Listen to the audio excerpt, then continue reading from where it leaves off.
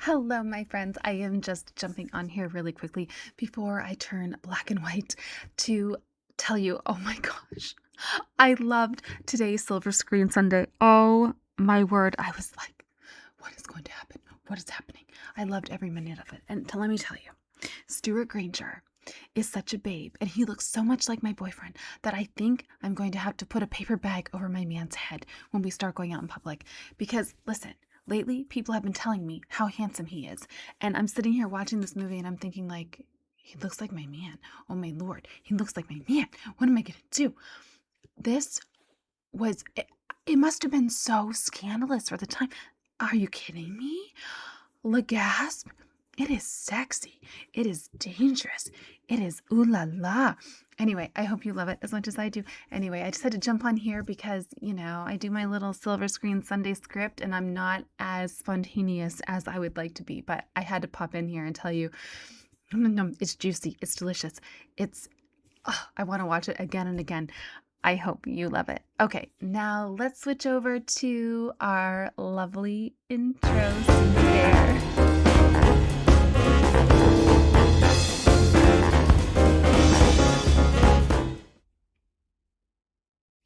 Hello and welcome back to Silver Screen Sunday. Tonight we're stepping into post-war British cinema, where Gothic atmosphere, heightened emotion, and richly detailed period settings were very much in fashion. This film comes from 1948, during a moment when British studios were leaning into lavish literary adaptations and morally charged melodramas designed to compete on an international stage. Our leading man tonight is none other than the terribly handsome Mr. Stuart Granger, one of Britain's biggest stars in the 1940s. By this point in his career, Granger had already become a household name through a string of romantic and historical dramas, many associated with the Gainsborough and Rank studios. Audiences knew him for his commanding screen presence, deep, sultry voice, and a certain dangerous charm, qualities that made him especially effective in stories driven by passion and ambition. Granger is joined by Valerie Hobson, a well-established British actress whose career stretched from the 1930s through the post-war years, and Michael Gough, I think that's how you pronounce it, who would later become a familiar face to audiences for a wide range of his character roles. Together, they anchor a story adapted from a popular novel, one whose film rights were actually purchased even before the book was published, a strong vote of confidence in its dramatic potential. The result is a Technicolor period drama steeped in suspense, desire, and the weight of inheritance, a film very much shaped by the era that produced it. Settle in, dim the lights, and prepare for a story where emotions run high and consequences are unavoidable. Tonight's Silver Screen Sunday feature is Blanche Fury.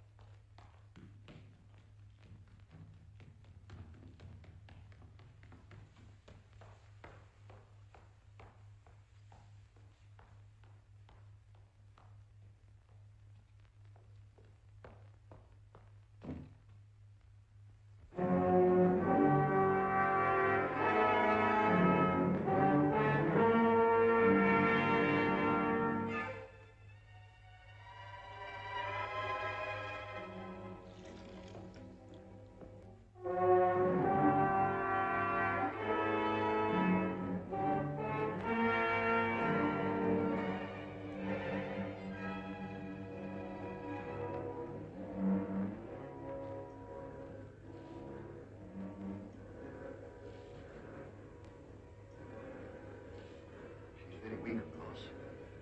She's very weak, of course. She's very weak, of course. She's very weak, of course. Will she be all right? Will she be all right? Will she be all right? Will she be all right?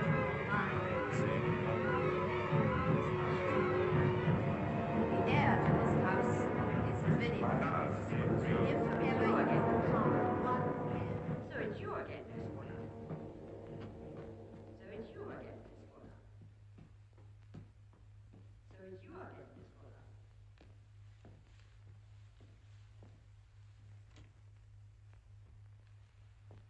Now, here's a Mrs. Winterbourne, once a companion. £16 a year, all found. Go and see her. And remember, as far as this office is concerned, you've had your last chance. Really, Miss Fuller, you make more noise than ever just because I ask you to be quieter. I do believe you're purposely annoying me because it tires my poor throat to have to complain so often. You know the doctor said it would be better if I didn't have to talk so much. You'd better give me my drops. I should have had them 10 minutes ago. It's bad enough having to lie here helpless without having to put up with your inefficiency and bad temper. Do you hear? Can't you even answer when I speak to you?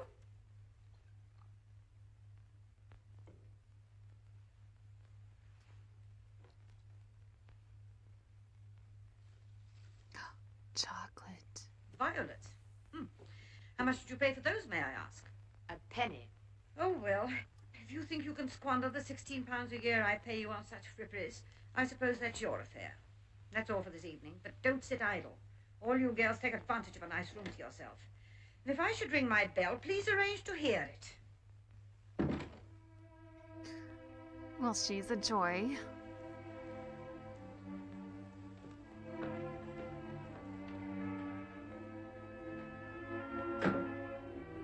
A nice room. Ma'am.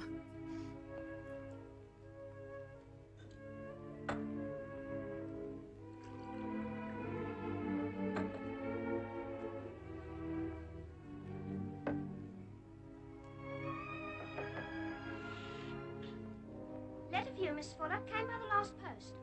Thank you, Ellen.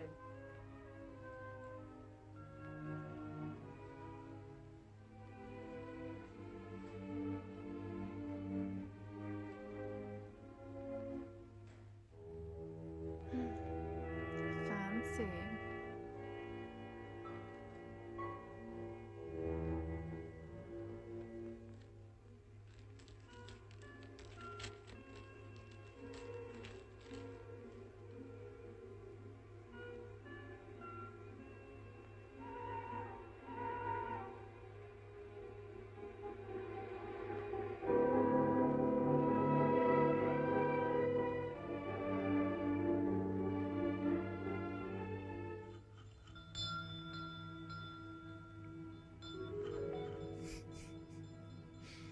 She's like, and that's that. Ask not for whom the bell tolls. I've been ringing this bell incessantly for the last 10 minutes. I won't stand such neglect. I might have been dying. You know I can't get out of bed once I'm banked up with hot water bottles, and yet you most carefully left my copy of Ministering Children where I can't reach it. Will you please get it for me? With pleasure, Mrs. Winterbourne. Good gracious, girl, what's come over you? I'm leaving you, Mrs. Winterbourne. Tomorrow. Leaving me? But you can't do that, after all I've done for you. All you've done for me. That's wonderful. My dear Mrs. Winterbourne, allow me to tell you something. Ever since my father and mother died 6 years ago, I've been working night and day for people like you. Rich, selfish, pampered women. Don't interrupt, that's what you are. Oh. Well, it's gone on long enough. I'm 25, and I have a right, Mrs. Winterbourne, to a very different life from this. When I have the chance, and I'll stop at nothing to make the most of it. Okay, guys, is she a villain?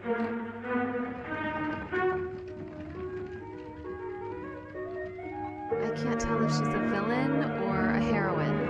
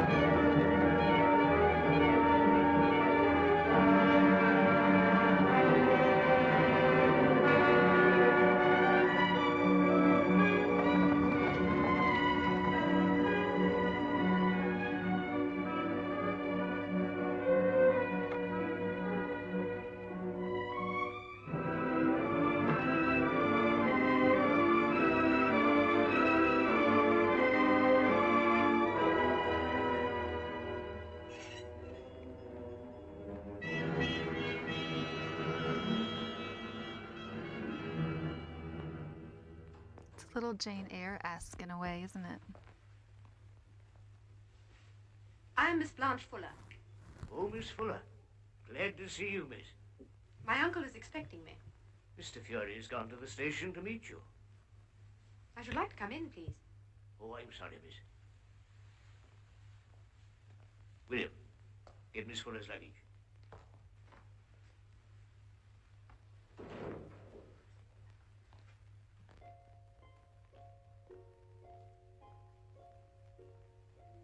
Would you care to wait in the drawing room, miss? This way, please.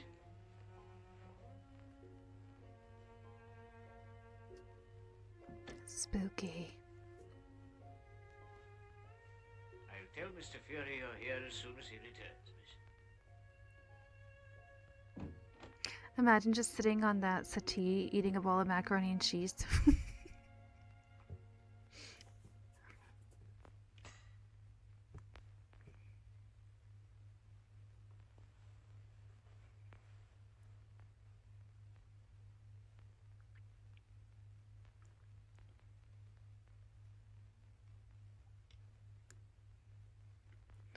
Hello? It's easy to see who you are. Is it? You're so exactly like the portrait of your father. I do hope we're going to be good friends. Do you think that likely? Well, is there any reason why we should not? Is there any reason why we should? Oh, really, this is a strange sort of a welcome. Expect me to meet you at the door? With flowers? No, but I expected a little politeness. However, Cousin Lawrence, if that's the way you feel about it, I have no intention of imposing my company on you. Didn't you come from the station with your uncle? No, we missed each other. Pity. Still, you won't have to wait long. I think I can hear him coming now. Good. I hope he's more agreeable to meet than his son. He isn't. Cousin Lawrence! Here I am.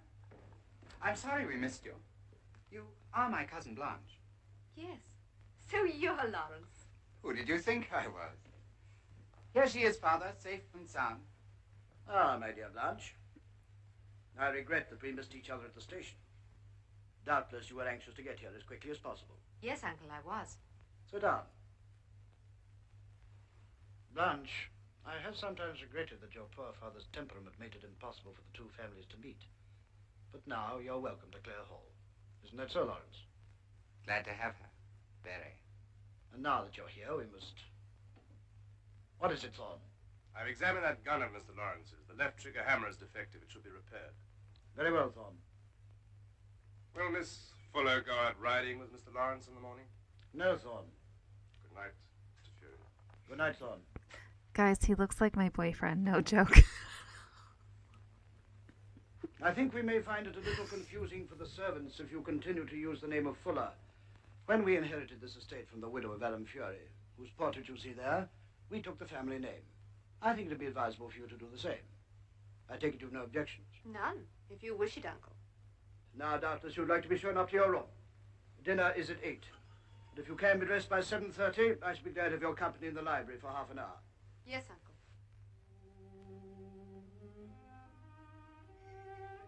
That's a better room than her previous digs. But very dark.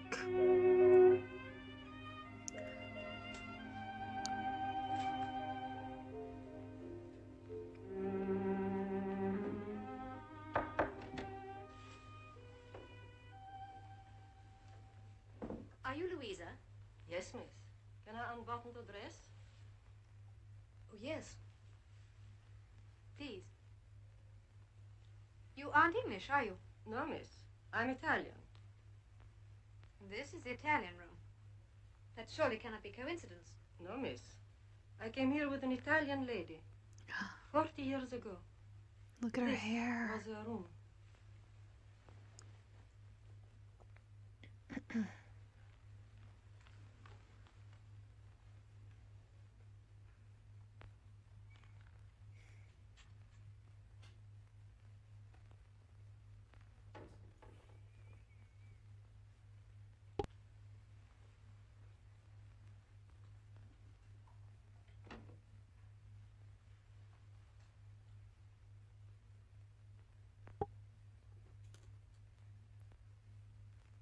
Eek. Hello. You're Lavinia, aren't you? Shouldn't you be in bed? What's the matter, darling? Couldn't you sleep? Were you frightened?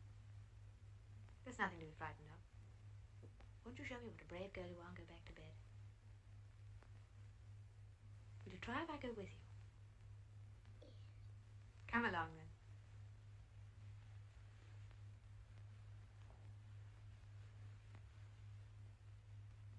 Is Blanche evil or not? I don't know. There, you see? There's nothing to be afraid of. Now, into bed with you.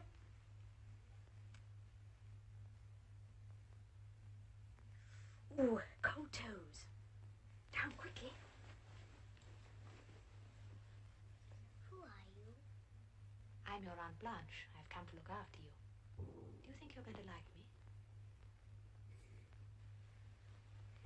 Listen, Lavinia. You try and go to sleep like a good girl. But I'll leave the door open so that you can see the light from the passage. Will that do?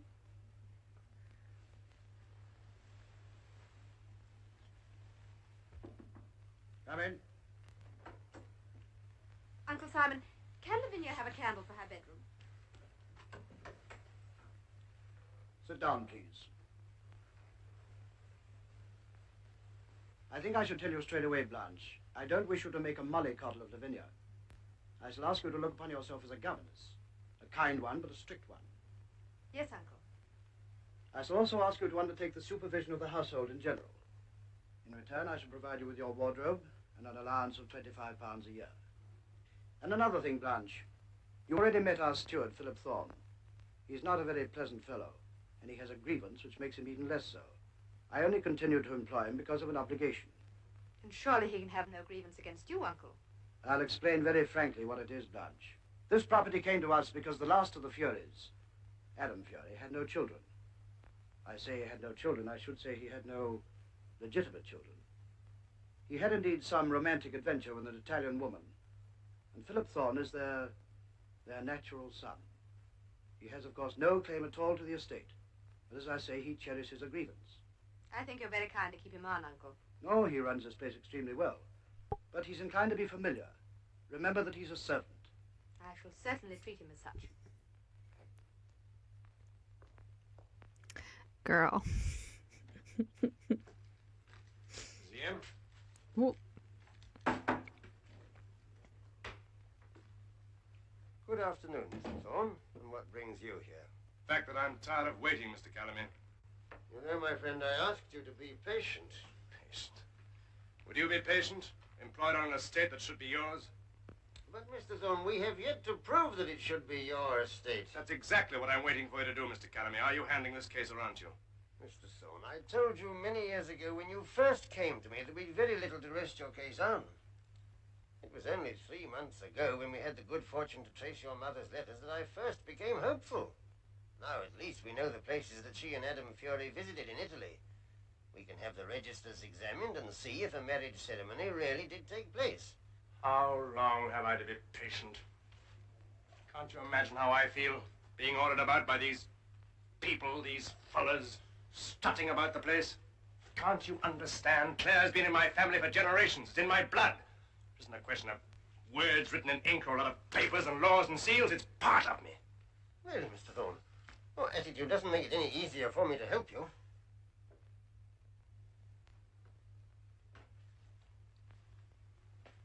I know, Mr. Calamine. And I need your help. I need it badly. Rely on me, Mr. Thorne. If there's any record in the places mentioned, you may be sure my agents in Italy will find it. But it will take time. Good evening, Mr. Thorne. Thank you, Mr. Calamine.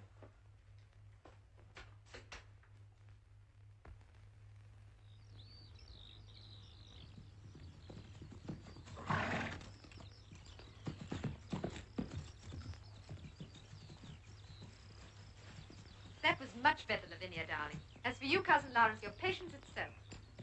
Thorne, have you any news? No. Ames and Elliot have been all over the estate. There's an fence down and the gates are all shut. Those horses were stolen. In my opinion, they were stolen by gypsies. My father wants you to ride into Stafford and inform the police. Police? By the time they do anything, the horses will be sold out of the county. Those are my father's orders. See that they're carried out. Come, Lavinia, this is your last chance. If you disobey me this time, I'll have you sent to bed.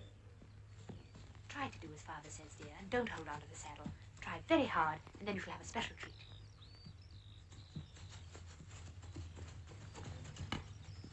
Good morning, Miss Fuller. We're expecting you to ride today. Mr. Lawrence wanted me to be here. I'll ride this afternoon while Miss Lavinia is resting. You'll need a rest after that.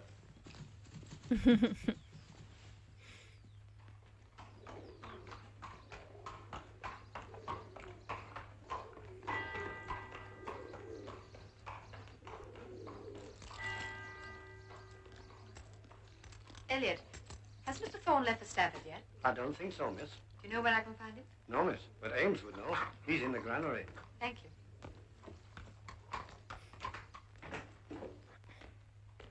Where is Mr. Thorne? He's in his room, miss. Oh, thank you, Ames.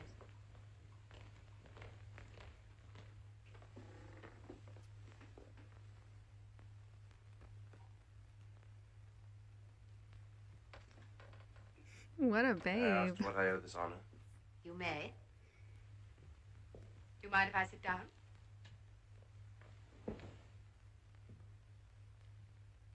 Mr. Thorne, you have a habit of speaking to me in a way that I don't like. As I may be here for a long time, I thought we might try to come to some understanding. Yes, Miss Fuller. Why do you persist in calling me by that name? Or has it escaped your notice I'm now called Miss Fury? I find these sudden changes of name difficult to get used to. So I've heard. However, I should like you to try. After all, I am a member of the family. Oh, yes, of course. And there's no reason why you shouldn't take anything they take, is there? What do you mean? Just that. They've taken the name of Fury, why shouldn't you? I suppose you think it's very presumptuous on the part of a mere governess.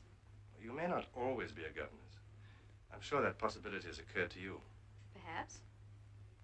And what would you say then, Mr. Thorne? I should say congratulations, Miss Fury. Or again, congratulations, Mrs. Fury, according to whatever name you were adopting at the time. I think you're one of the most arrogant people I've ever met, Mr. Thorne. I come of an arrogant family. And since you've taken that family's name, you should perhaps know its legend. And why, 700 years ago, Alaric Fury adopted a Barbary ape as his crest. He captured it on his way to the First Crusade. Shortly afterwards, he was killed in battle. But the ape loved his master so much that he would allow no one to come near his body when they wanted to bury him. The legend has it that the ape still watches over the rights of the Furies. Hence the motto, beware Fury's ape. A very interesting story, Mr. Thorne. But it has nothing to do with reality. We shall see, Miss Fury. Yes. We shall see.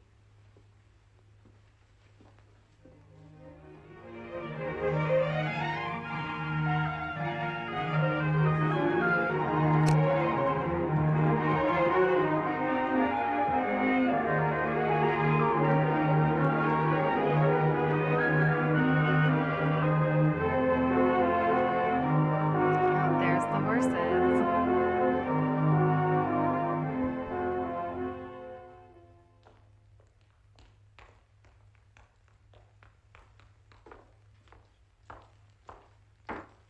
Well, Molly, Hello. I was beginning to think you'd forgotten me.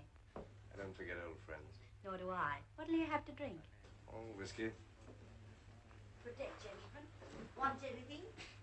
Staying in Stafford for the night? No.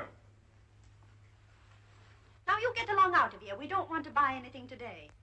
Wait. Let's see what you've got. God bless you both. Buy something pretty for the lady, mister.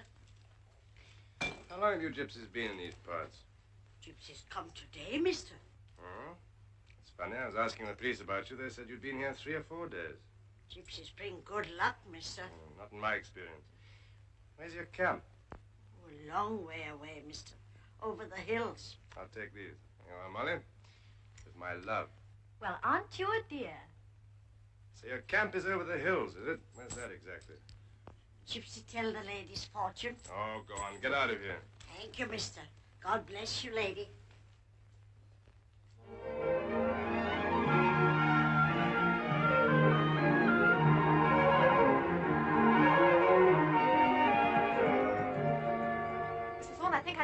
and horses are. I've just seen them at a gypsy camp. Where's that? Over the hills. If you follow me, I'll show you. Good. Which way? This way.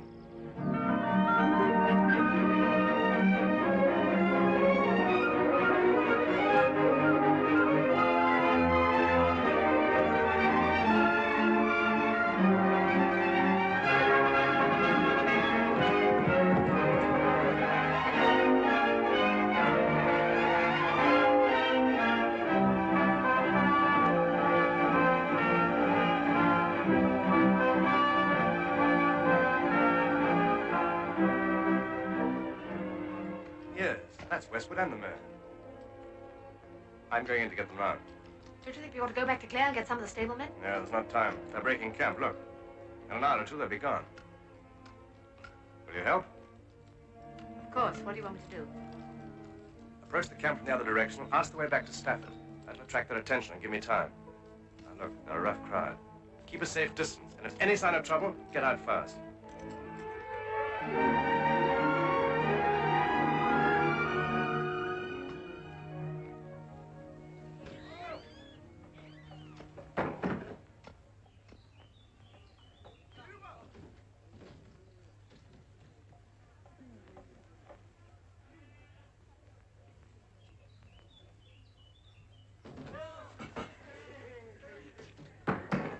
Questi Mandy!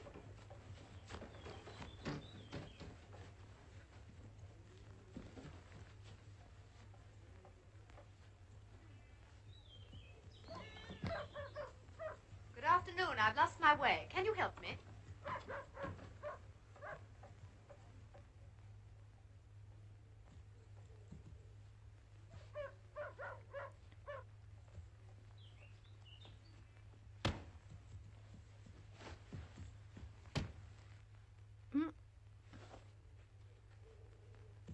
Is he dead? Could you tell me the way to Stafford?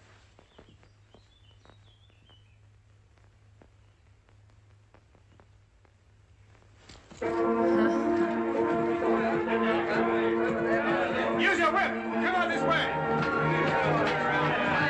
No, don't stop! Let me get the hill! Stop me! Let me get away!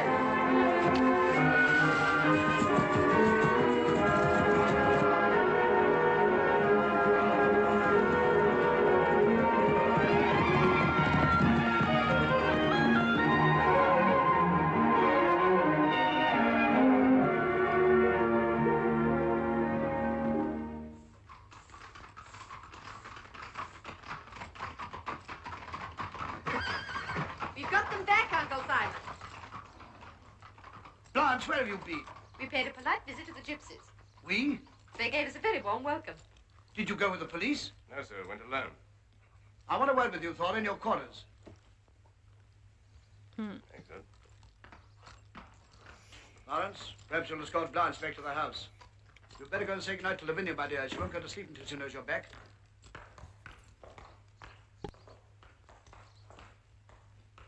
We were all very worried about you, Blanche. We were afraid you'd had an accident.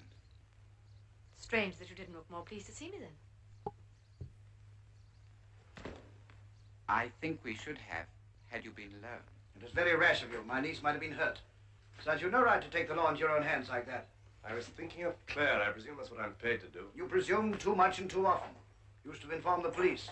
Tomorrow we could have gone over to the camp and made an arrest. Tomorrow would have been too late. They'd have gone. Oh, we could have had them followed. We shouldn't know whom to follow. There are a great many in the district already. Oh, well, there won't be for long. I intend to discuss with my neighbors a plan for dealing with these gypsies once and for all.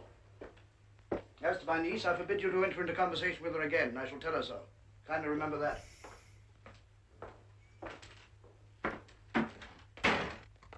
We've become very fond of you, Blanche. We think of you as one of us. I hope you'll be that more and more. Ew.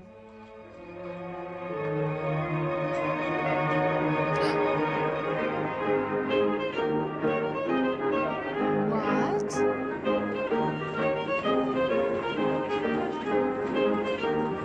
Are they married now or just engaged?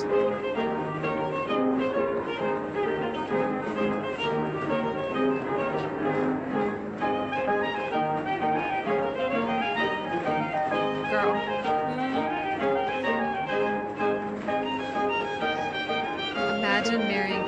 stop and looking across the room and seeing that hunk of man staring you down.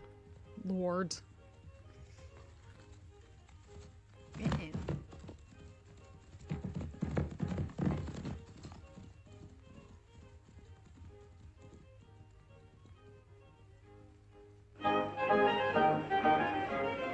This is a great day for Claire, Fury. It is indeed, thank you, Doctor. Well, it's a great day for all of us.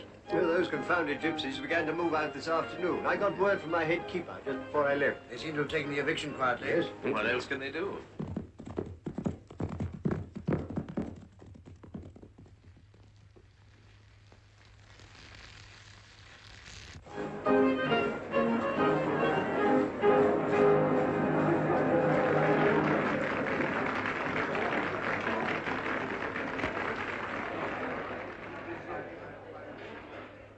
Good evening, Mrs. Fury.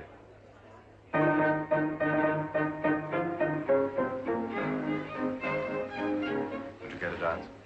No, thank you. I don't think I'll dance again for a little while. I'd like to go out on the terrace. In that case, may I accompany you? By all means.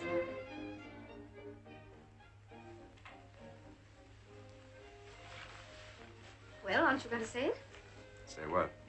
Congratulations, Mrs. Fury. Your husband's the one to be congratulated.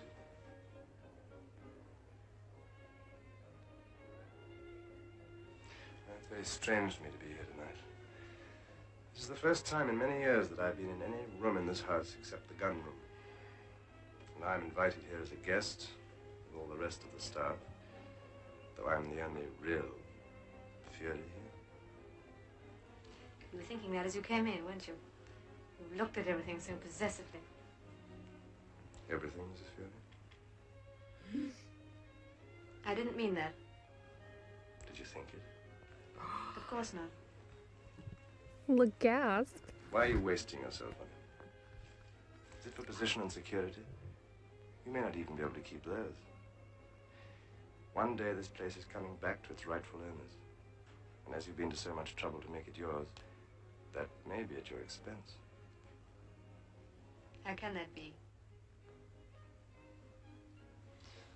Have you forgotten the legend of Fury's ape?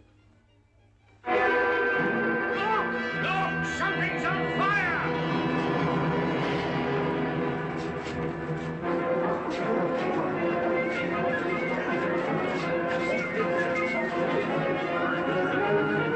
All clear men, get down to the barns. Tell Ames to saddle the horses. Come, Lawrence.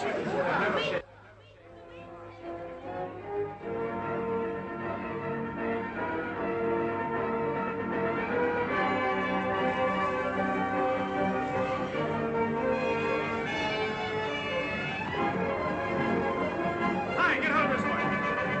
You two get over there. Don't stand there.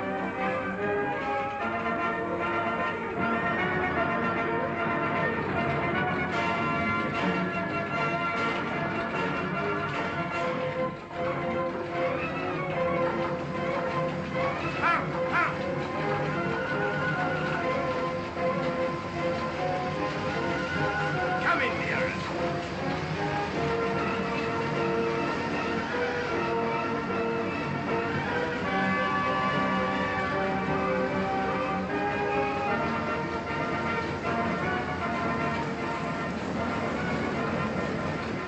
Thorn, can you save them? It's hopeless. It's hopeless. The barn's out of control. Look over there. The ricks are alight. That's no accident. It's those infernal gypsies and they're still on the estate. I put the brood mares in that field. All right, Thorne, leave the barns, take some of the men to see to the mares. We'll try and catch some of the devils. Right, sir. Come on, the rest of you, follow me. Hey, Joe, bring your horse up here.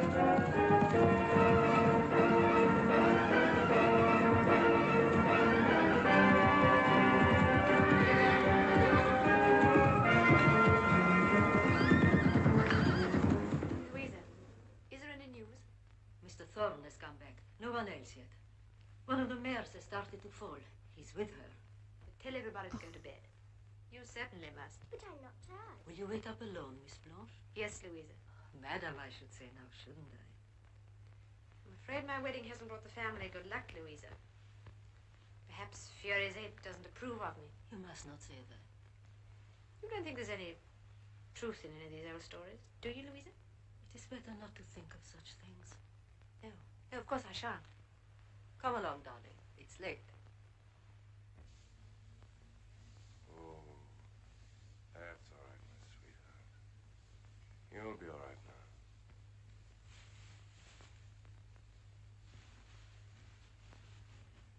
Hello, Gypsy. That's your name, whether you like it or not.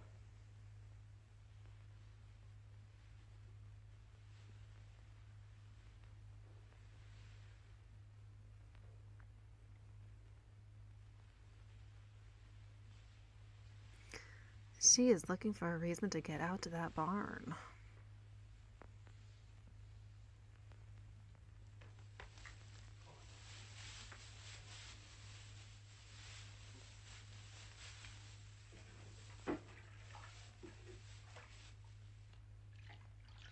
Have you been there long? Not very. You're gentle with animals, aren't you? Yes. I like animals. Was much damage done? Apart from the barns, not much. And my uncle? And Lawrence? Have you any news of them? Mrs. Fury, why have you come here? Our conversation on the terrace was interrupted. I had nothing further to say. Do you seriously believe in all that superstitious nonsense about Fiery's ape? You're afraid, are you? Not at all. I'm not easily frightened. Now that I can believe. Mr. Thorne, you were right about one thing. I do want position and security. I always have. Even though it means being married to Lawrence Fury. I'm very fond of my cousin. That's not true. You don't give that to your cousin. You may not admit it even to yourself. But you know in your heart that position and security aren't enough. Not for a woman like you. You've left something out of the bargain. Something that this year or next year you're going to want. Passionately, Mrs. Fury. As I do.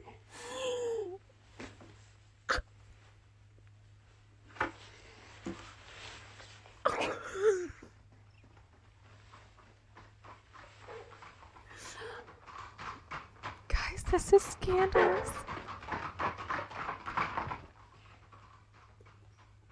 This way, quickly. Fan yourselves quickly.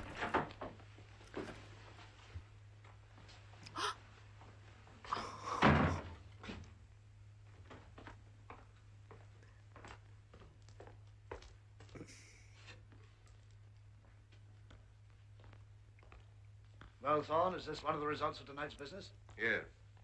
Did they get away? Not all of them. We caught two. They're locked up in Mr. Weatherby's stables. We're having them brought up before the magistrate this morning. I shall want you to come into Stafford, Thorne, immediately after breakfast. Yes, Mr. Fury.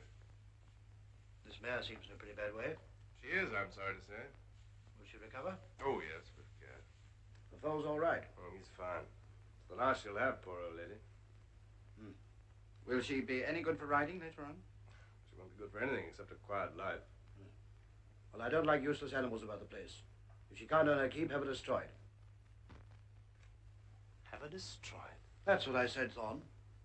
But I bred this mare. I broke her and schooled her myself. She was your wife's, your first wife's favorite hunter. What has that to do with it? You say her so she's no good now? You don't understand. This mare's dam and sire were bred by Adam Fury himself. She's given us 5 of the best horses on the estate. Now because she's no use anymore, you say shoot her. I tell you, you can't have her destroyed. Can't. I give orders here. My orders are for her to be shot. See that they're carried out. Come, Lawrence. What a pig. Boy, you get that horse out of there.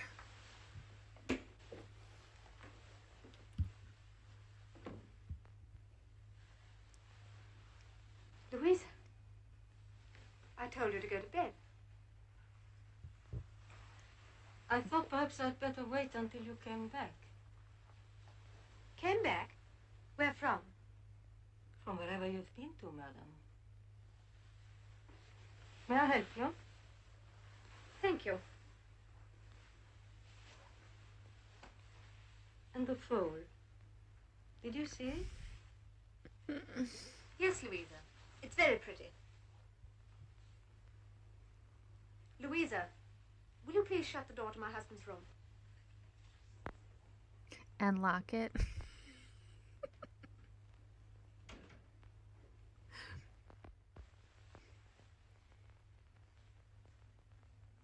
Now, Louisa, what exactly is on your mind?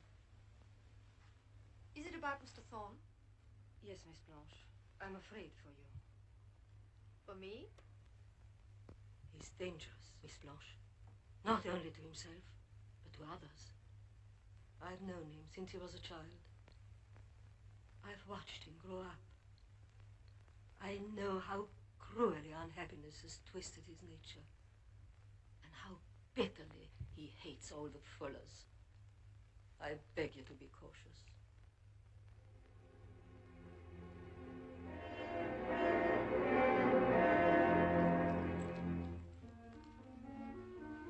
Well, goodbye, my dear. I'm sorry to take him away from today, but we should be back this evening. Goodbye, dearest. I wish I hadn't got to leave you, but you know how important it is. Goodbye, Lawrence.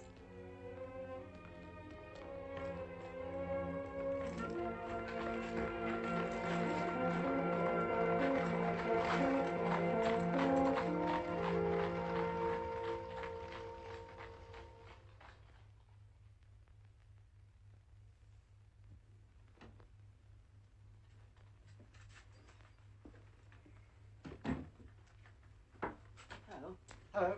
You, Mr. Great Day in Court. All the gentry in the county were there, including the Lord Lieutenant. What was that for? Old Simon Fury and the gypsies. What did they get? Remanded. Old Fury had his way. They'll be up at the assizes. They weren't half wild. Screaming threats at him as they were hauled out of the dock. Oh, there's some tea for you on the stove. Good evening. Oh, good evening, Mr. Thorne. Sit down. You got my message? Yes. Yeah. Well, quite an exciting afternoon in court. Quite an exciting evening at Clare. Yes. Still, you know, I wonder if Mr. Fury is right to be so harsh. You don't think they deserved it? Oh, it isn't that. They're a very vindictive lot.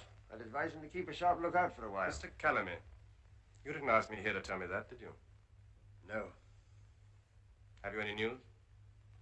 Yes, I have. Well?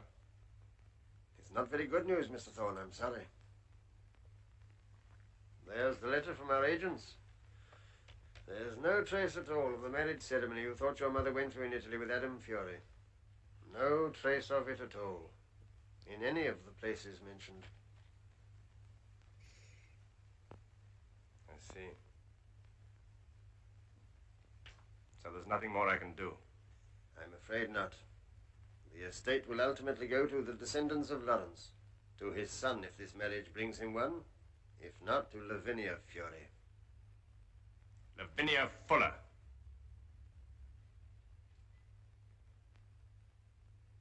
Has that lawyer been paid off? Mr. Thorne, I'd like to give you a piece of advice. You're young and able, and the world is yours. Claire will never be. You're bound to suffer while you stay there. Why not go away? Don't you think it would be better for you? Seriously.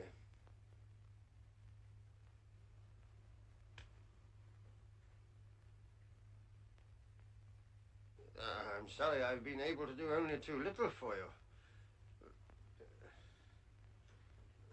Well, it's been, of course, particularly difficult. I mean, from the legal point of view. He's broken. He's a broken man, walking away, kicking rocks. Oh, he needs some comforting. Thank you. Hello. Give me a whiskey. Haven't seen you for weeks. Where have you been all this time? Minding my own business. Doesn't seem to have improved your manners. What do you keep your fine ways for the new mistress at Clare? What's she like, Mr. Thorne? She looks a bit of an eye stepper to me. Married the young un, didn't she? I was betting on her marrying his pa. If you ask me, she'd have done better if she had. I bet Mr. Thorne hasn't been wasting his time since she arrived, eh, boys? Hey, you, what are you doing? You should be careful what you say. Another whiskey. You can take these when you go, and I'd be obliged if you take your custom elsewhere.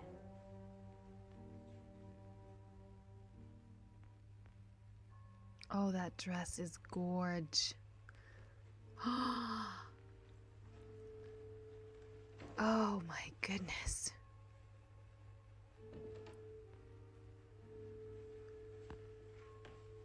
Mr. Simon and Mr. Lawrence will not be back before 10:30. They are dining with the Lord Lieutenant. A message has just come. It's like perfect. Who brought it? Mr. Thorne. He arrived a minute ago.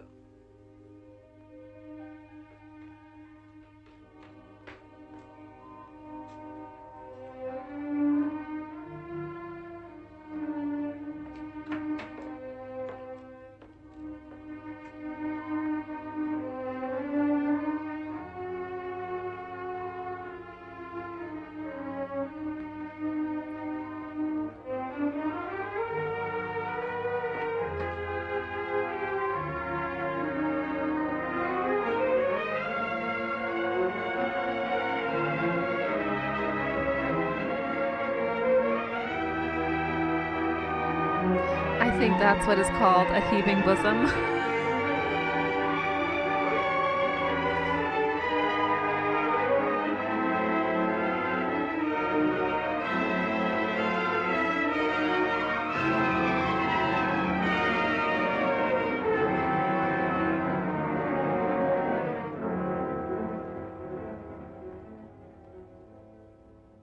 Well, we know what that implies.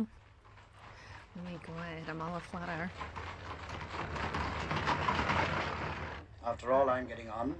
One day the place will be yours. If you want me to run it, Father, I can only say that I should like nothing better. But to do that, I must have more authority. Authority is not something that one is given, Lawrence. One takes it, because it is in one to take it. You must impose your authority on the estate. Yes, Father. A weak man given authority becomes a tyrant.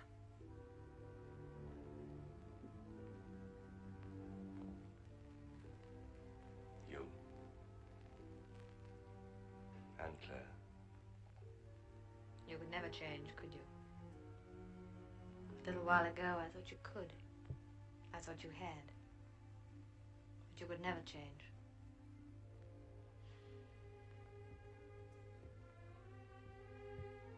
Isn't it you who've changed? Perhaps I have. Do you want me to give up Claire and go away with you? Would you? I don't know. I don't know myself as well as I did. You wouldn't leave Claire, though, would you?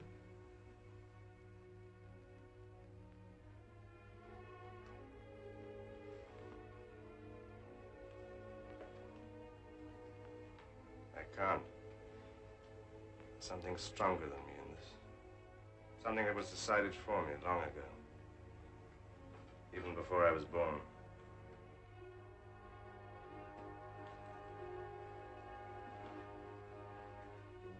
Philip, we've got to get away from here. Something dreadful will happen if we don't. I know it. I'll go with you. I'll go anywhere with you. Are you afraid? Yes. Of me? No, for you, for both of us. We have to choose. There's no choice for me, Blanche. I'm rooted here, like an unwanted tree that nothing can destroy. Nothing can destroy you, Philip. Except yourself. What do I do? You would destroy me, too.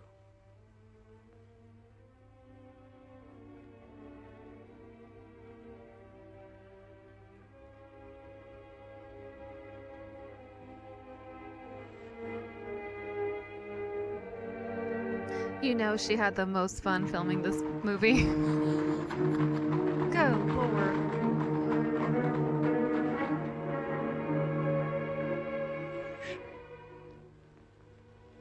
What's that? It's nothing. I thought I heard the carriage. Yes, it'll always be like that. You'll always be listening for something or someone. Philip. What will you do now? Go back to your home, to your room, to your husband. I can't. I hate him. I hate them both if only they were dead. So then they could die.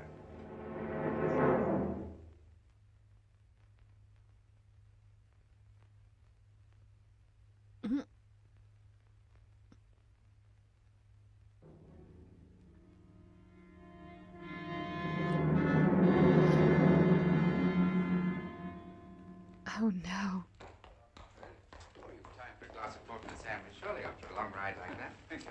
I'm told you made a very sterling speech in court, Fury. So did the gypsies. You should have heard them.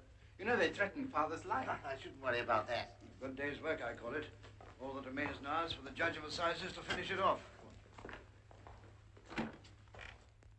So much for the gypsies. Yes, indeed. All the same, my dear Fury, I shouldn't entirely ignore their threats. Help yourself. What can they do? They're under lock and key. Only two of them. The rest of the tribe are at large. From what I hear, feeling amongst them is running high. Keep a couple of loaded guns handy. That's what I do. Well, that's easy enough. Well, Lawrence, a little sharing? Aren't we going to have the pleasure of seeing your charming wife this evening? I don't know. Banks, has Madam retired yet? I think so, sir, but I'm not certain. I'll go and see. Whiskey for Major Fraser. When am I going to have those earrings you promised me? Any day now, tomorrow if you like. Good. I'll tell Lawrence to attend to it personally. Have some more pork. Go. Oh, thank you. Oh, thank you.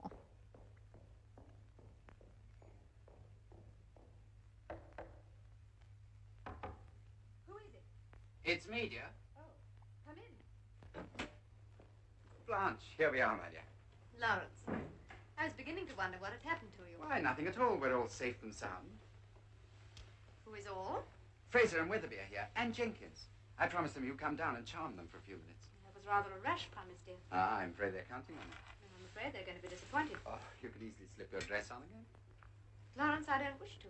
It isn't a matter of whether or not you wish it, my dear. Here is your husband requesting you to come downstairs and be charming to his friends. Here is your wife, Lawrence, requesting to be excused. Ah, but I'm afraid you can't do that. No? I think I can. Are you seriously refusing? Surely, Lawrence, I made myself perfectly clear. Not to me, I assure you. I assure you. I find your behavior completely incomprehensible. You may remember that... And not only incomprehensible, but indefensible. Indefensible. May I say something? I have no wish to hear any excuses, Blanche, for your behavior in this relatively small, but I may add, highly significant... Will you listen to me? Please. You are mistaken, Lawrence, in thinking that I intend to excuse myself. I merely wish to say this. We are at the beginning of our married life, so it is as well that we should understand one another. I have no intention, Lawrence, contrary to the fashion of our times, of being ordered about by my husband. Is that all you have to say? For the moment? Yes. Very well. I myself can only say that I'm surprised and hurt, Blanche. I will discuss the matter again with you when you're in a more ladylike frame of mind. Good night.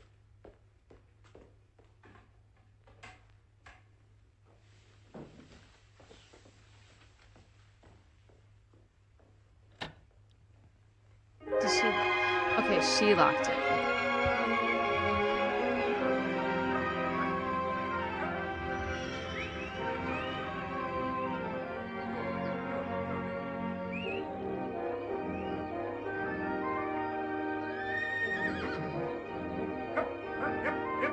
Come on!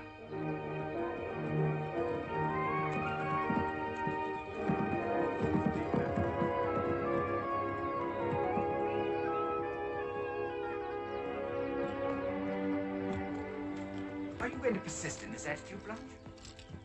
I didn't say anything reckless because of Father, but I think it's gone on quite long enough. Yes?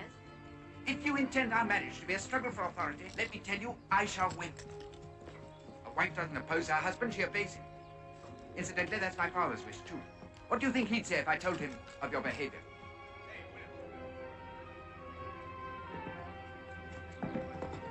All right, let him go. Don't come through that gate!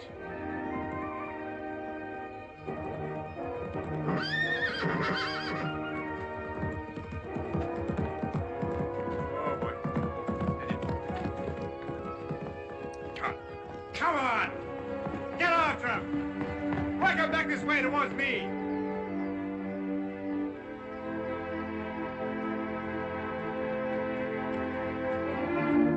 I asked him to come through that gate. I'm not a stable boy. I dislike being shouted at on my own estate.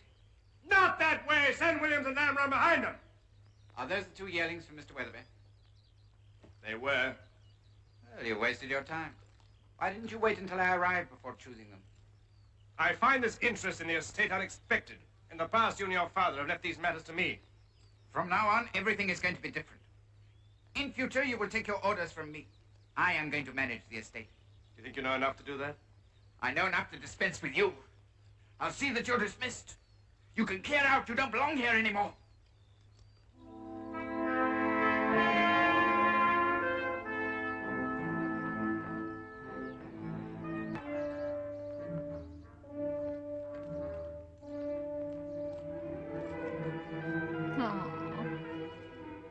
Hello, Gypsy. What are you doing here by yourself? Oh, they shot the mother. Hey!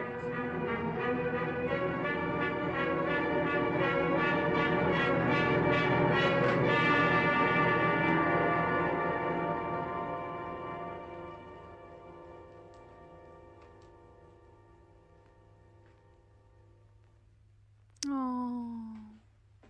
Yes, sir. Who did this, Ames?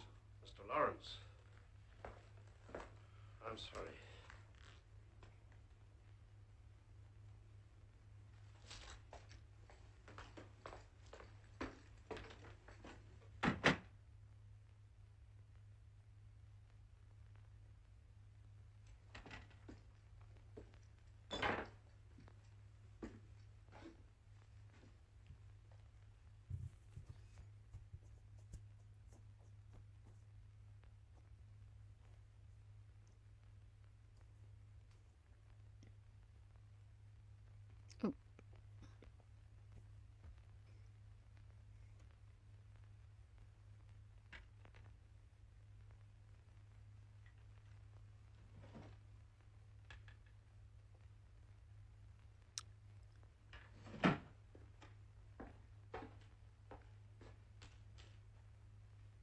He's gonna disguise himself.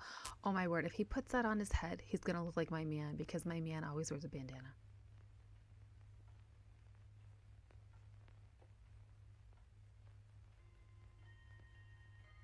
Her dress.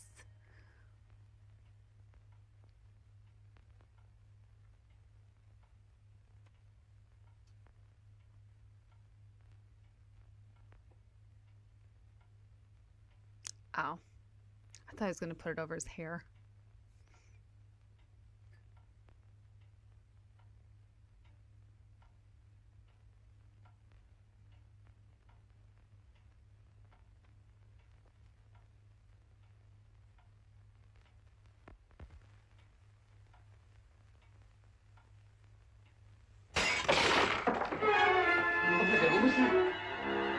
What's the matter, Blanche? You hurt? No.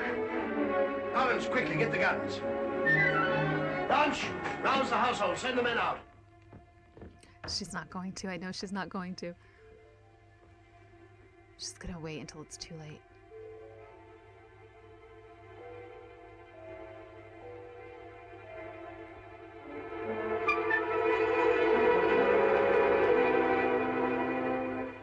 There he is.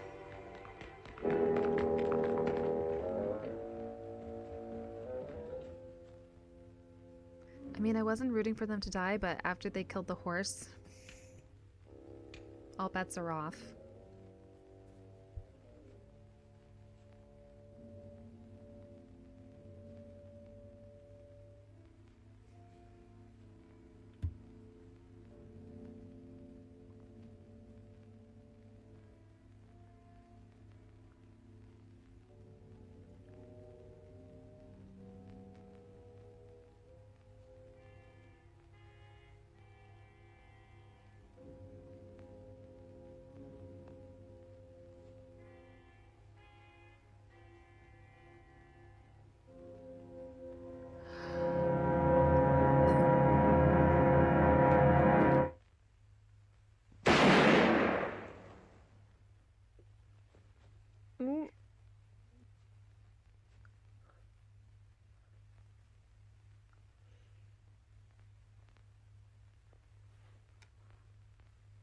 No.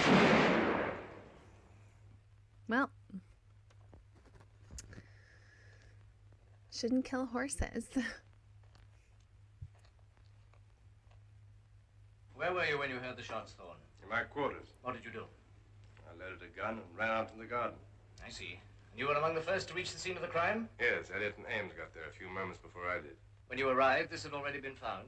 Yes. Could you say whether you'd ever seen this before? No. Seen dozens like it. It's just a common type of gypsy earring. Quite so. You knew of the gypsy threats against Mr. Fury's life? Yes, everybody did. Yes, that is all, Thorne, thank you. Yes, sir. Tell the others I shall not want to question them anymore.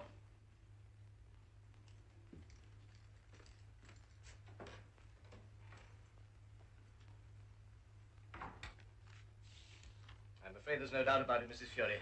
Your husband and your uncle were the victims of gypsy vengeance. I warned your uncle, but it appears he refused to take my warning seriously. This is a terrible tragedy for you. I don't have to tell you that you have the sympathy of everyone in the neighborhood. You're very kind, Major Fraser.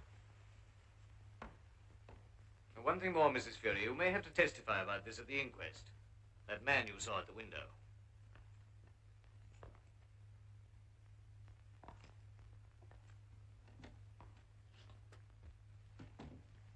That is all that you can say for certain. Yes, Major Fraser. Well, Thorne? May I have a word with him, Mrs. Fury? I'll say goodbye. Please don't trouble to see me out. And once more, my deepest sympathy. Thank you. Goodbye. Good day, Thorne.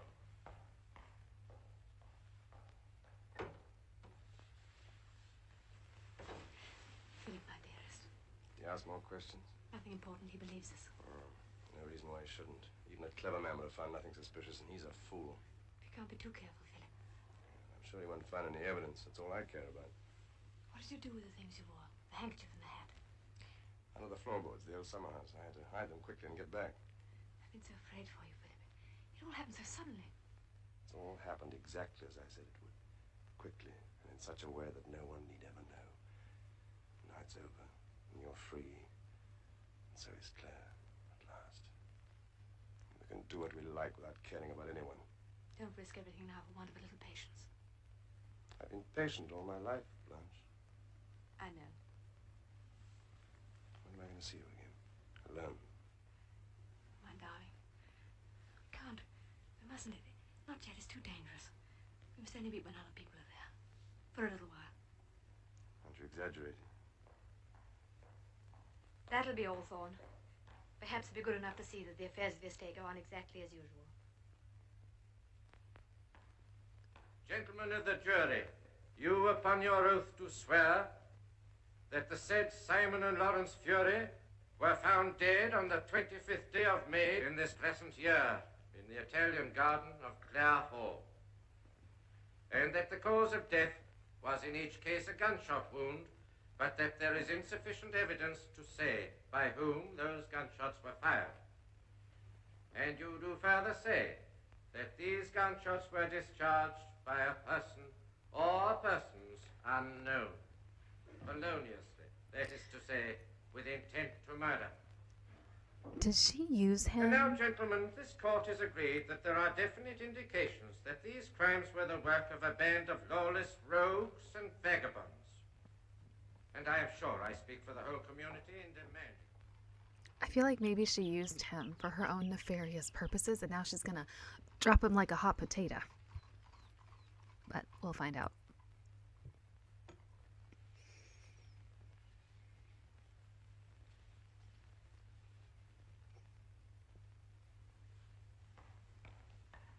Excuse me, madam. Mr. Thorne is here to see you. He's waiting in the drawing room. Thank you.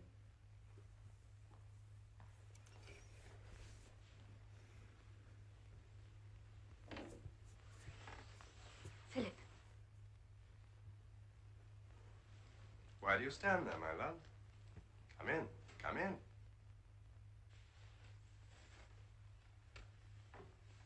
What are you doing? Nothing I haven't a right to do, at last. Don't speak so loudly. You must be out of your mind behaving like this. My dear Blanche, you aren't losing confidence in me now, are you? Philip, don't be absurd. Do you think that because of today's verdict, suspicion will never fall on you? Do you want to attract the attention of people to the very fact that you had motives? My darling, if anything should happen to you now, I don't know what I should do. Don't worry, nothing will happen. I can deal with anything now. Anything and anyone. All the same, we agreed not to see each other for the time being. You must go back to your own quarters. Are you keeping me out of the house now? Philip, what's the matter with you today? You're not yourself. On the contrary, today I am myself.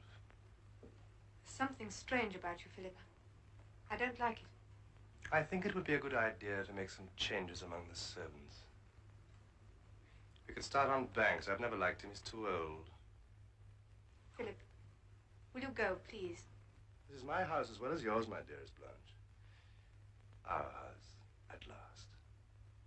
For us to love, for us to live in, and one day for us to leave to our children.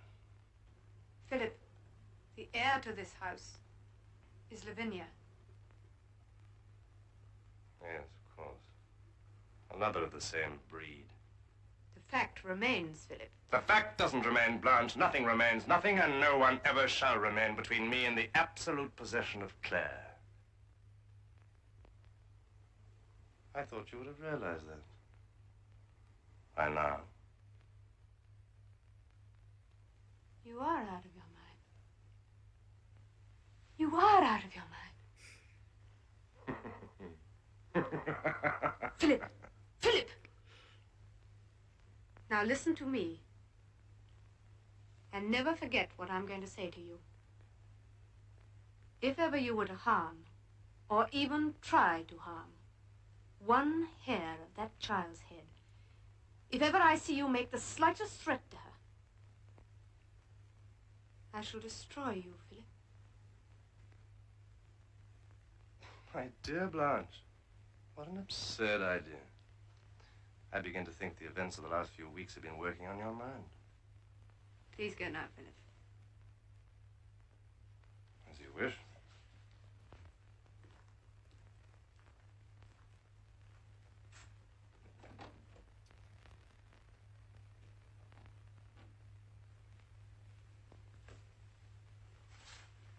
Good morning, Mary. Good morning, Gladys.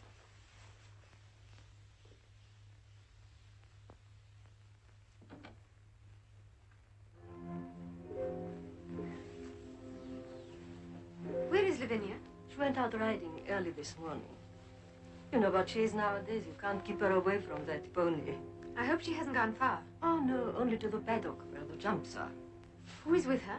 One of the grooms, madam. Elliot, I think.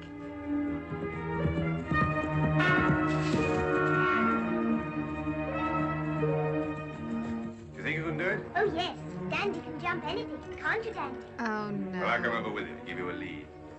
We're gonna have a Gone with the Wind moment.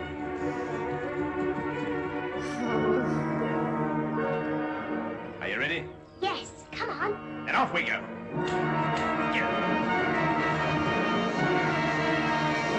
Mr. Thorne!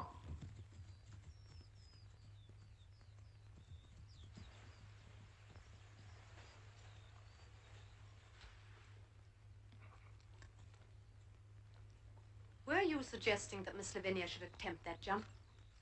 She wants to try it. Don't you, Lavinia? Oh, do let me try.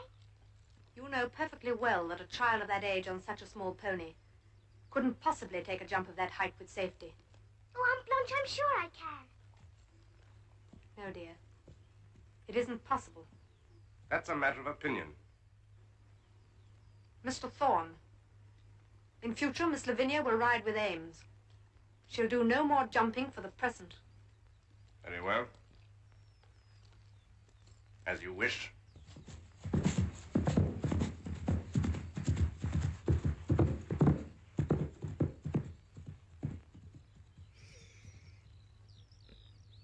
So he's the bad guy. Okay, I got it confused. Serious accusation, Mrs. Fury.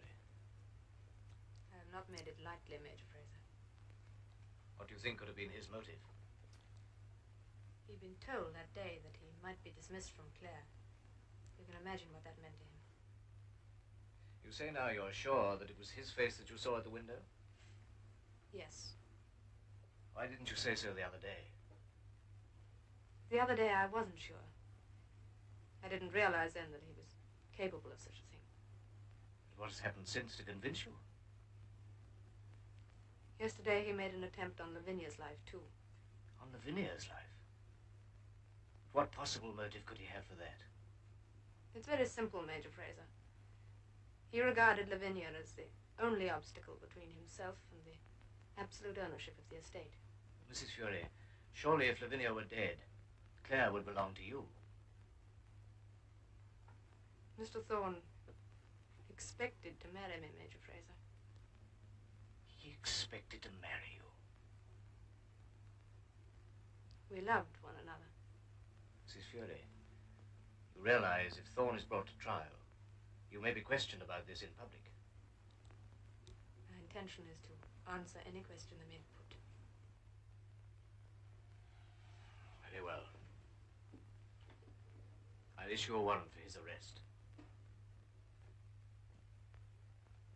I admire your courage, Mrs. Fury. I realize what this must have cost you.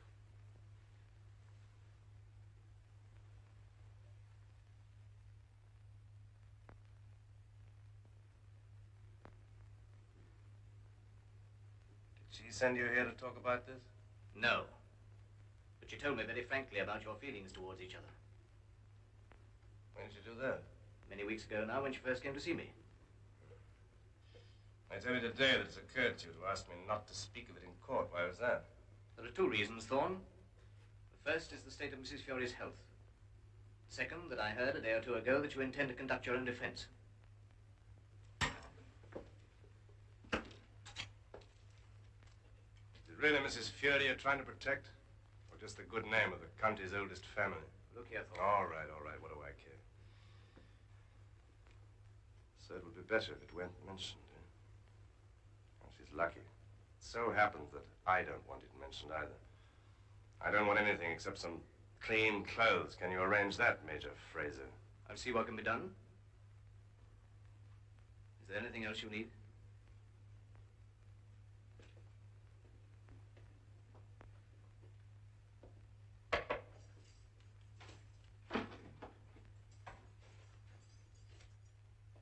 Can you say with truth that these are not the handkerchief and earrings in question?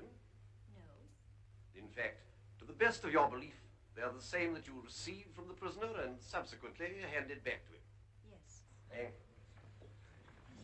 Prisoner at the bar, do you wish to cross-examine this witness? Yes. You say that to the best of your belief, these are the earrings and handkerchief that I gave you. But in fact, have you not seen countless others of exactly this pattern, worn and sold by gypsies all over the countryside? Yes. Thank you. Mr. Ames, it seems that you and Mr. Elliot had time to move the bodies and ascertain that they were dead before the prisoner joined you, which he did, according to both your statements, 3 or 4 minutes after your own arrival on the scene of the crime. Yes. Now, I should like the jury to pay the greatest attention to this. These 3 men were galvanized into action by the same signal, the sound of the 2 shots which killed the victims. They had approximately the same distance to run. Yet the prisoner, though young and in the flower of his strength, arrived 3 or 4 minutes after the others, who are neither so young nor so active. The prisoner has stated that he delayed long enough to load a gun. Gentlemen, will you please keep your eyes on me? Mr. Sanderson, will you take out your watch? Right.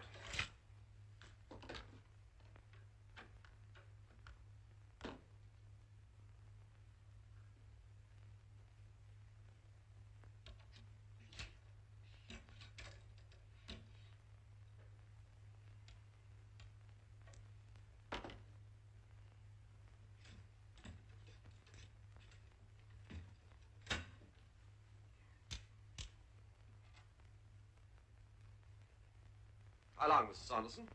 22 seconds. 22 seconds, gentlemen.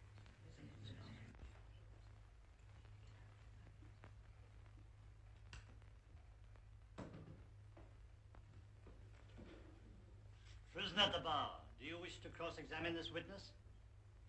Yes. Ames, do you remember that when I arrived on the scene of the crime, I said something to you? Yes, Mr. Thorne. Do you remember what it was? Yes, Mr. Thorne. You said What's happened, Ames? I was woken up by the sound of shots. Thank you. I merely wish to point out, my lord, that I also had to throw on a few clothes, since when the crime occurred, I was in bed. You knew, of course, that the prisoner regarded himself as having been disinherited by your family. Yes. Do you think it would be fair to say that he was obsessed by this feeling? Yes. Mrs. Fiore, would it be correct to say that, in fact, the prisoner hated both your uncle and your husband? Yes. But he remained in their employ because of his passionate obsession with the estate. Yes. Mrs. Fiore, on the day on which the crime was committed, the prisoner was told by your husband that he was to be dismissed from Clare, was he not? That is so. Thank you, Mrs. Fiore. Prisoner at the bar, do you wish to cross-examine this witness? Yes. Mrs. Fury, did you know that the gypsies had threatened your uncle's life? I did? These garments which you found in the garden, aren't they typical of most gypsies? Yes. Up to the day of the crime, had you ever seen me wearing such garments? No. Anyone knowing these facts and none others would naturally assume that the crime had been committed by gypsies, wouldn't they? Yes. Indeed, on the morning after the crime, you declared that to be your belief, didn't you? Yes. But when you saw these clothes again, the day you found them in the garden, you took them to the police and said you'd changed your mind and come to the conclusion that I had worn them. Yes. Doesn't that seem illogical? I had my reasons for believing it.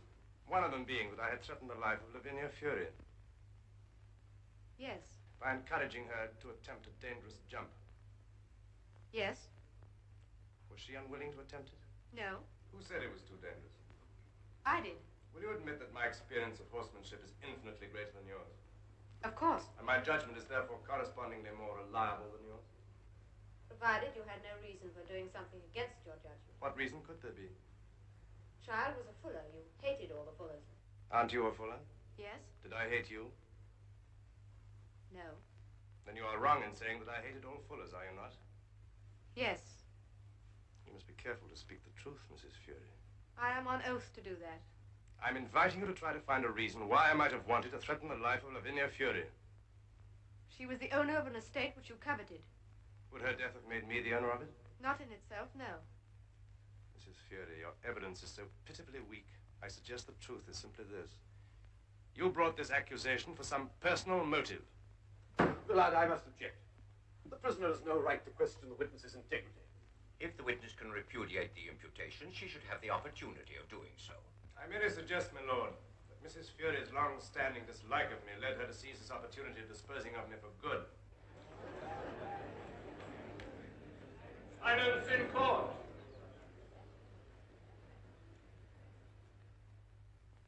Mr. Thorne, you know as well as I do that the truth is the reverse of what you say. So far from wishing harm to you, I only wished your happiness. And in sacrificing it, I sacrificed my own. It sometimes happens that a woman marries and then comes face to face with love when it's too late. I didn't think that any love could be as strong as ours, until I realized that your love for Claire was stronger than us both.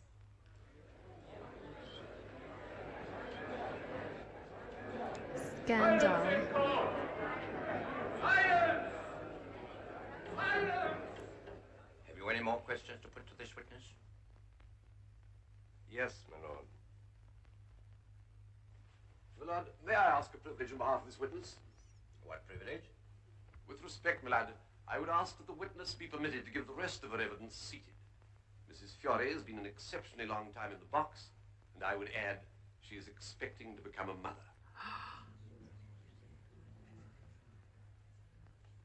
In these circumstances, by all means, let the witness be seated. It's his baby. Guys, it's his baby. Did you see that look that passed between Prisoner them? at the bar, you may proceed. I have no more questions to put. Oh, no.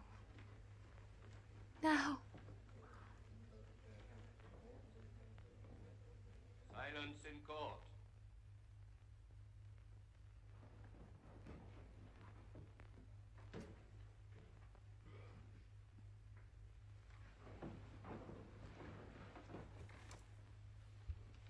Gentlemen of the jury, are you agreed upon your verdict? We are. I'll find you. Is the prisoner Philip Thorne guilty or not guilty of murder? Guilty. And that is the verdict of you all? Yes. Prisoner at the bar, you have been convicted of the crime of willful murder. Have you anything to say why judgment of dying should not be given?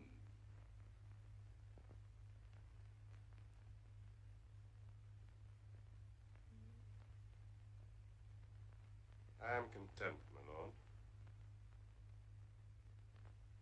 Philip Thorne, the sentence of this court upon you is that you be taken from here to the prison from whence you came, that from thence you be taken to a place of execution, there to be hanged by the neck until you be dead. And may No. the Lord have mercy upon your soul. Look how gorgeous she is.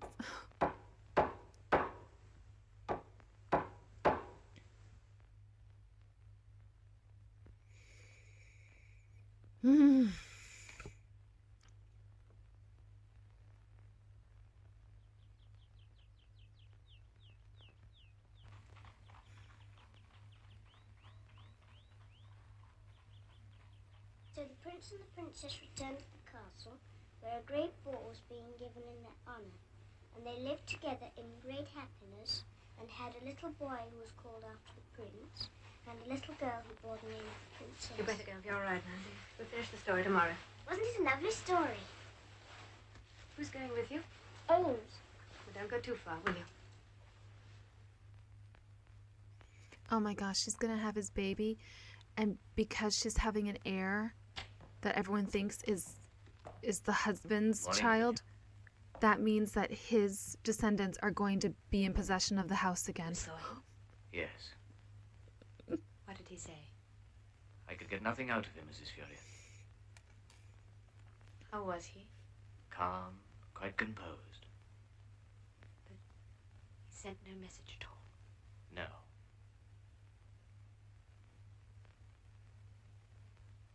I asked him if there was anything I could do or anything he wanted me to say. He only smiled and shook his head.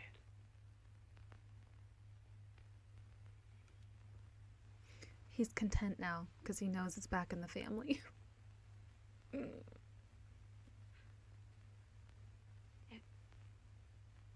What time, Major Fraser? At midday. Mrs. Fury, if you take my advice, you'll go away. No, I can't do that. This is Lavinia's home. She loves it.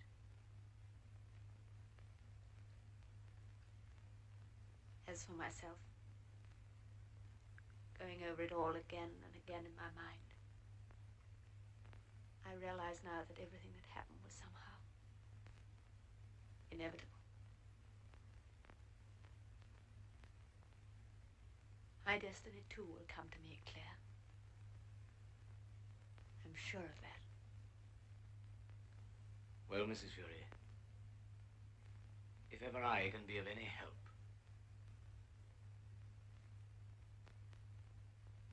I'll walk round to the stables with you, Major Fraser. But please don't trouble. No, I should like to. It's such a lovely day.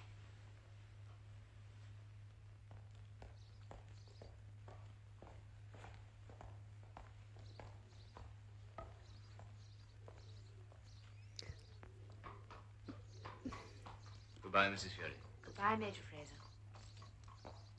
And thank you.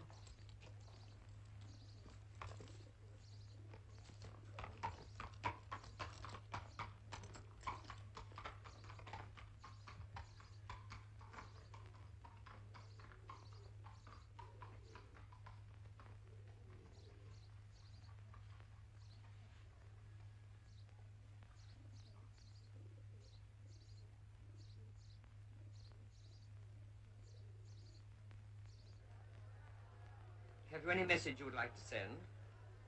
Any letters? No, Is there anything you wish to say? nothing.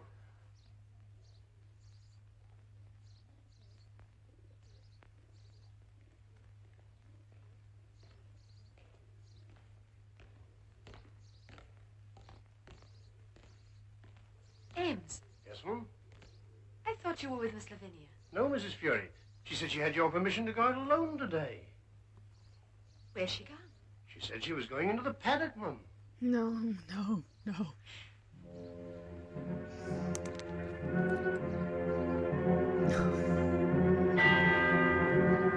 Are you ready?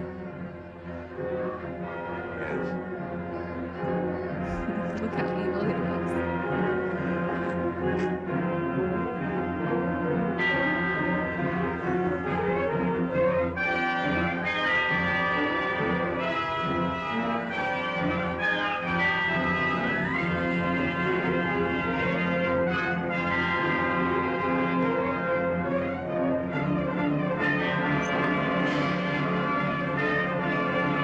Lavinia! No! Lavinia, don't! No, Lavinia, come back! It's all right, Alphonse. I can do it!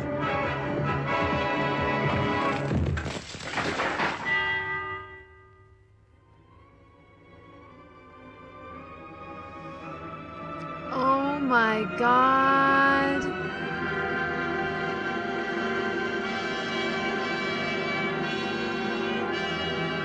Talk about an epic shot. Is she gonna lose that baby?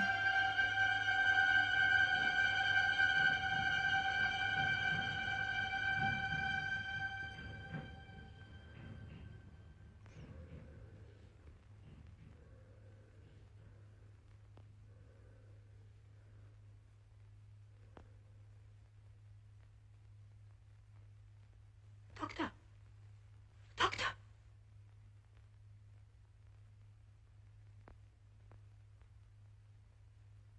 There's nothing more to be done. She may not even regain consciousness. Mrs. Fury?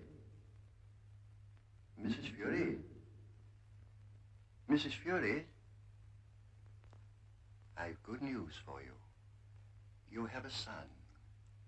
A strong, healthy boy. You look after him, Louisa. I want him to be called Philip. Philip Fury of Clare Hall. It has a good sound, hasn't it?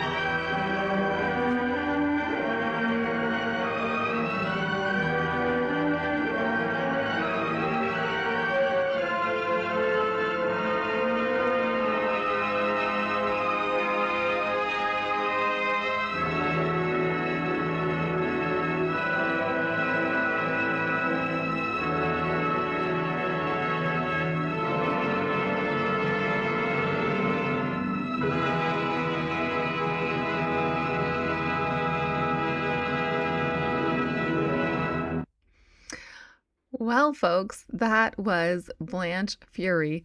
Whew. A striking example of post-war British filmmaking, where heightened emotion, moral tension, and visual elegance all come together in one moody package. For Stuart Granger, this film sits right in the middle of his rise as one of Britain's most popular leading men of the 1940s. Roles like this help solidify his screen persona, charismatic, intense, and often driven by desire or ambition, qualities that would soon carry him to international stardom and eventually to Hollywood. The film is also notable for its Technicolor photography, which was still something of a luxury in British productions at the time. That rich color palette adds an almost storybook quality to the estates and the countryside, heightening the drama without saying a word. And finally, it's worth remembering that this story began life as a novel whose film rights were snapped up before publication, a reminder of how strongly studios responded to compelling cinematic material in the years just after the war. Thanks for spending your Silver Screen Sunday with me. I'll see you here next time when we open the doors to another classic full of atmosphere, history, and maybe just a little bit of sexy danger. See you then. Bye-bye.